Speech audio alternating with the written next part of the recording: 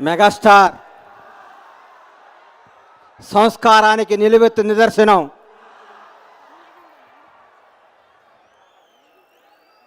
ప్రపంచంలో ఎవరైనా ఏ మనిషి అయినా నేను నా కొడుకు నా వాళ్ళు బాగుండాలని కోరుకోవడం న్యాయం, ధర్మం.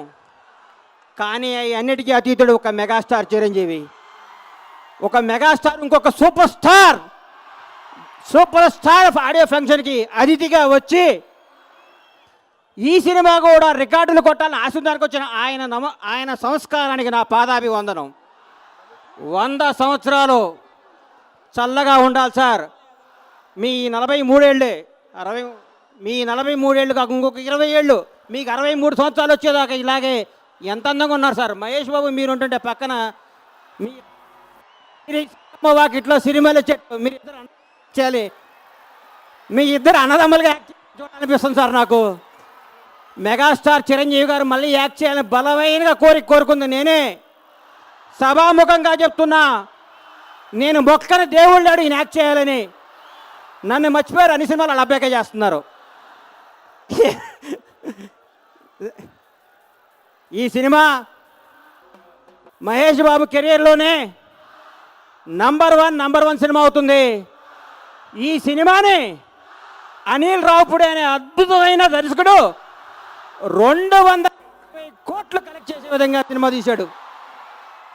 అన్ని రికార్డులు మనస్ఫూర్తిగా కొట్టేయాలని, కొట్టేస్తుందని సగర్వంగా నమ్ముతూ ఈ ఆడియో ఫంక్షన్కి ఇచ్చేసిన మా అన్న, మా దైవం మెగాస్టార్ చిరంజీవి ఇంకొకసారి పాదాభివందనాలు తెలియజేస్తూ, ఎన్నో సంవత్సరాల తర్వాత దా దా దా అనే మా అక్క విజయశాంతి గారు, మెగాస్టార్ గారు, సూపర్ స్టార్ మహేష్ గారు, బండ్ల గణేష్ గారు ఒకే వేదికపై ఇంత అద్భుతం చేయటం ఆనందంగా, అద్భుతంగా ఉంది.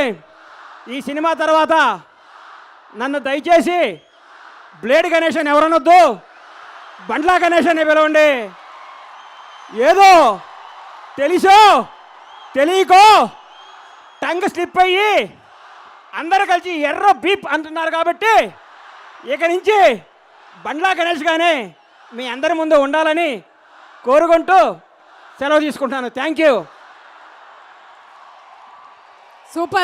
సూపర్ గణేష్ గారు, థ్యాంక్ యూ సో మచ్. ఇంకోసారి పిలిచావంటే మీ పాపులారిటీ అలాంటిది. నా పాపులారిటీ కాదమ్మా, ఇంకొకసారి పిలవద్దు. నా క్రేజ్ నన్ను నేను పెంచుకోవాలి కదా. ఇంతకాలం నేను తీసిన నా సినిమా హీరోల గురించి, నా దర్శకుల గురించి చెప్పుకునేవాడిని. ఇప్పుడు నేను చెప్తున్నా, ఈ సినిమాలో 10 నిమిషాలు నేను కూడా చింపేశా. మీ అందరి ఆశీర్వాదంతో ఇంకా ఇంకా యాక్ట్ చేస్తా, సినిమాలు తీస్తా. సినిమానే నా జీవితం. ఇంకా ఏ విధంగా నాకు సంబంధం లేదు. అమ్మతోడు మీరు నన్ను ఏమనొద్దు, ఓన్లీ సినిమా. 30 ఏళ్ళ నుంచి సినిమాలోనే ఉన్నాను, ఇంకో 30 ఏళ్ళు ఇక్కడే ఉంటా. ఇంకా ఏ పని చేయను, అమ్మతోడయ్యా ఉంటా. Thank you.